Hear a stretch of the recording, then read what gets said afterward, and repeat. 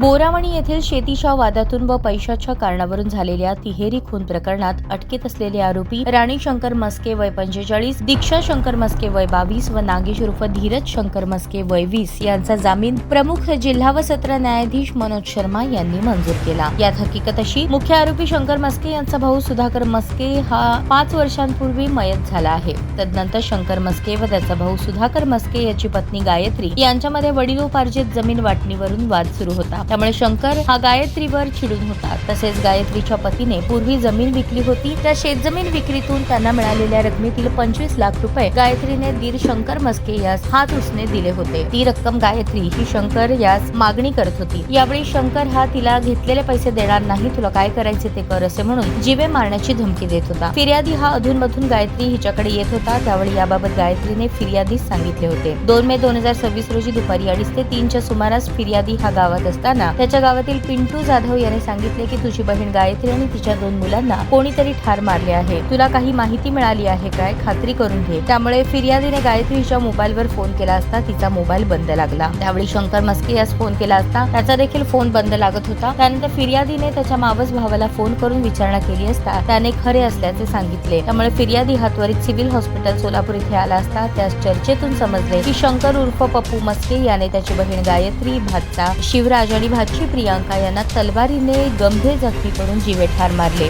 त्याबाबत सोलापूर तालुका पोलीस ठाण्यात गुन्हा दाखल झाला होता। प्रस्तुत गुन्ह्यात आरोपींविरुद्ध दोषारोप पत्र दाखल झाल्याने यातील अटक आरोपी राणी शंकर मस्के, दीक्षा शंकर मस्के व धीरज शंकर मस्के यांनी ॲडव्होकेट संतोष नावकर यांच्या मार्फत सत्र न्यायालयात जामीन अर्ज दाखल केला होता व प्रस्तुत जामीन अर्जामध्ये जिल्हा सरकारी वकील ॲडव्होकेट राजपूत यांनी म्हणणे सादर केले होते। यात आरोपीतर्फे युक्तिवाद करताना ॲडव्होकेट संतोष नावकर यांनी फिर्याद दाखल करतेवेळी प्रस्तुत आरोपींनी मुख्य आरोपी शंकर उर्फ पप्पू मस्के यास मदत केली असल्याचे व दोषारोप पत्रामध्ये मुख्य आरोपीस पळून जाण्यास मदत केली असल्याचे विसंगत पुरावे आणि तपास पूर्ण झाल्याचे न्यायालयाच्या निदर्शनास आणून दिले। हा युक्तिवाद ग्राह्य धरून न्यायालयाने आरोपींचा जामीन अर्ज मंजूर केला। यापैकी सूरज मोरे आणि सचिन वाघमारे यांचा जामीन न्यायालयाने यापूर्वीच मंजूर केला होता।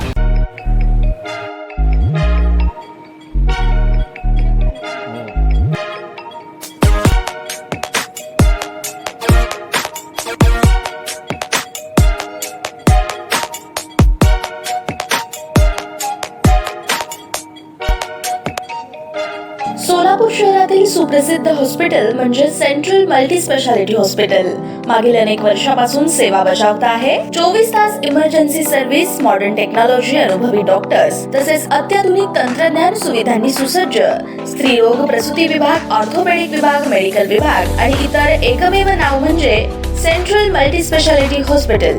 पत्ता गणेशपेठ शॉपिंग सेंटर, मंगळवार बाजार, सोलापूर। ताज्या बातम्या पाहण्यासाठी प्राईम महाराष्ट्र न्यूज चॅनलला सबस्क्राईब करा।